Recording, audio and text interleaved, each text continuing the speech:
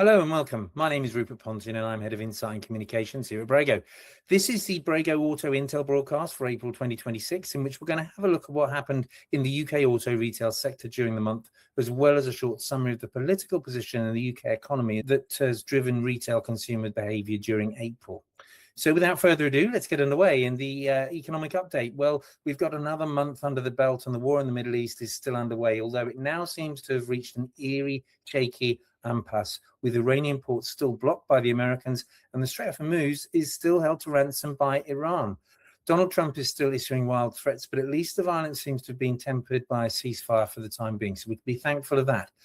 In addition, the UK is facing other difficulties with concern over the leadership of Keir Starmer, and that's exacerbated the sort of general economic malaise that we have in the UK.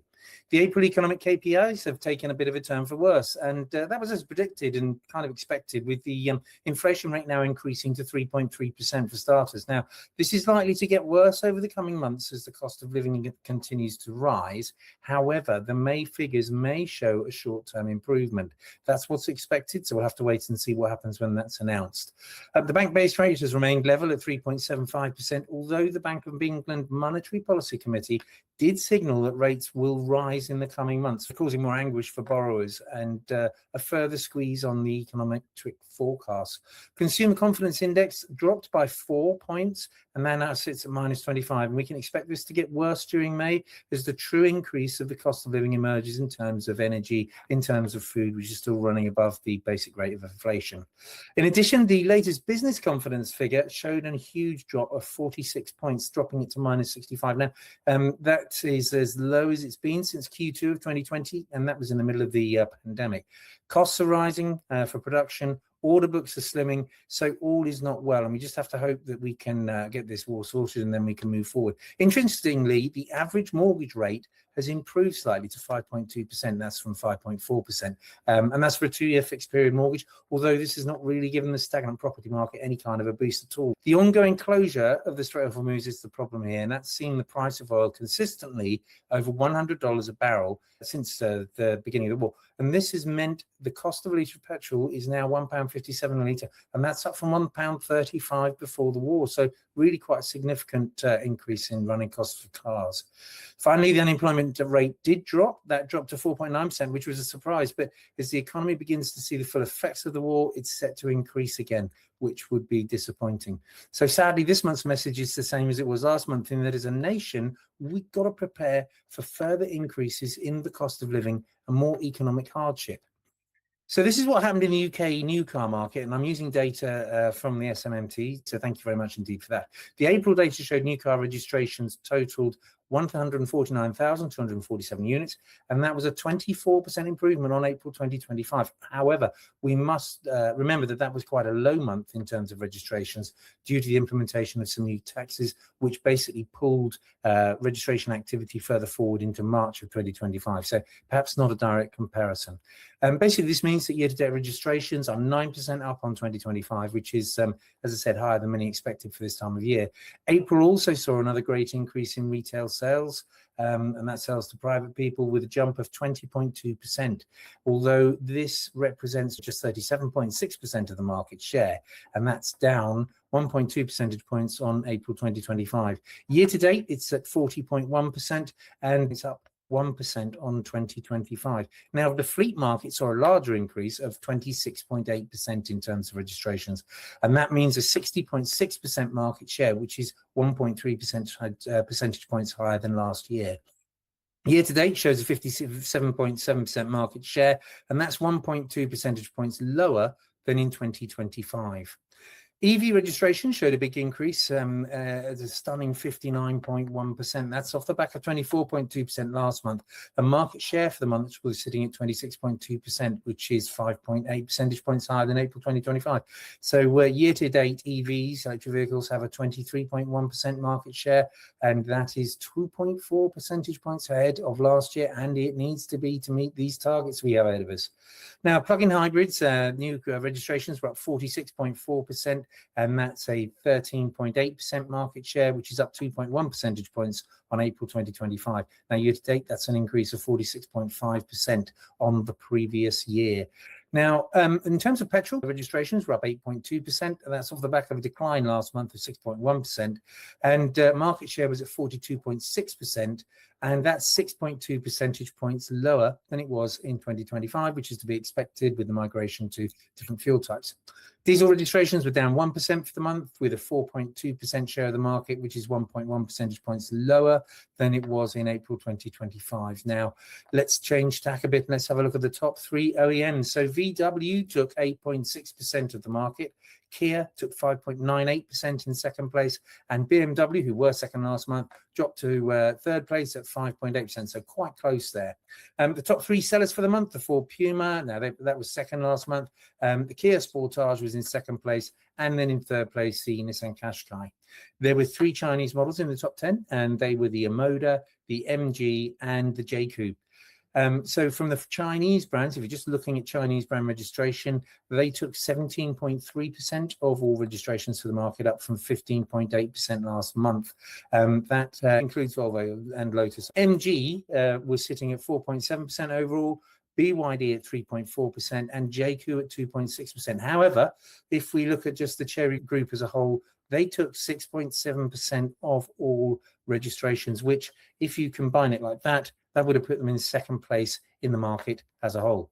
So looking at the UK used car market, we are, as ever, going to be using data from the Brego Whole Market Insight. Total adverts were down by 0.9%, and that was off the back of an 8.7% decline last month. Now, this shows a level of stability, although sales were down by 7.2%. That's an important thing to remember. Pre-registered adverts increased by 3% off the back of a contraction of 6.2% last month, and that's a surprise given that the new car sales increased by 9%. However, it does highlight that although new car registrations are higher, there is still clearly pressure on the dealers to meet targets and get those cars registered and out into the marketplace. Now, trade adverts decreased by 2%, which suggests that there's less wholesale volume available, or, and this is more likely, that dealers are wary of buying stock given the slowdown in sales. They're just pacing themselves a little bit, not willing to stretch themselves and leave themselves overstocked. EV adverts were down by 7.2%. And now that is kind of expected given the high fuel costs due to the war and the renewed interest, of course, in using electricity to run a consumer's car, because obviously that's cheaper than it is for buying fossil fuel at the moment. Hybrid adverts dropped by 3.4%, again, suggesting that consumers are looking to reduce running costs by shifting, if not all the way to an EV, at least part of the way, so that they can efficiently and cheaply run themselves locally. Petrol adverts were down by 1%, and diesels increased by 1.2%. From a sales perspective, as I said, sales fell by a quite marked 7.2% after a 14.1% increase last month. Now, this is probably expected given the state of the consumer and business confidence, which we know is declining, and we know the consumer's a little bit wary about spending money on big ticket items. Days to sale, it dropped again to 36.9 days, and that was off the back of 37.6 last month, which some might seem strange given the slowdown in sales, but this is likely to increase in May. So watch out for that. EV days to sale remain behind the general market slightly at 40 days, and they improved by 1.5 days in April as demand for EV has risen. Average sale price for used car, £16,735, and that was down by just over 1% from last month at £16,927. Average EV price was also down, and that rests at £21,662. Following the March figure of 21,953. So continuing decline, and that's because more older cars are coming back into the market, and they are also seeing an increase in cheaper models on the late plates coming back in, coming up for sale. The average hybrid price was £23,853. So to summarise the Brego Auto Intel for April 2026, the April market began with starting to show some cracks, despite the fact the new car sales were up. But that was off the back of greater discounting and, of course, this increase in pre-registration activity, which kind of masks a little bit about what's really going on. The used car market's definitely creaked, and that was with a 7.2% fall in sales. Used EV demand improved with a further increase in inquiries and footfall at the dealers. The high price of fossil fuel, I should say, petrol, diesel, is seen as a driver for better EV sales, with consumers looking at different ways that they can cope with the higher costs of living and the higher running costs of petrol and diesel cars. Hybrid demand has also improved, and this is also attributed to the higher costs of running fossil fuel cars. And in this instance, it's buyers too worried about the full jump to EVs and have started that journey to full EV adoption.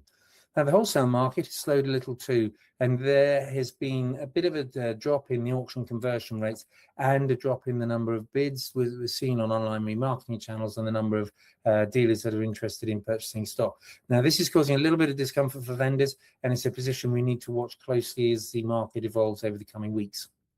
Finally, there were 29,170 used Chinese cars advertised in April 2026, up from 21,591. And that represented a 3.3% share of the total market. So this is one to watch, and we'll keep a close eye on it. These figures do include Volvo, just to be clear, and also Lotus.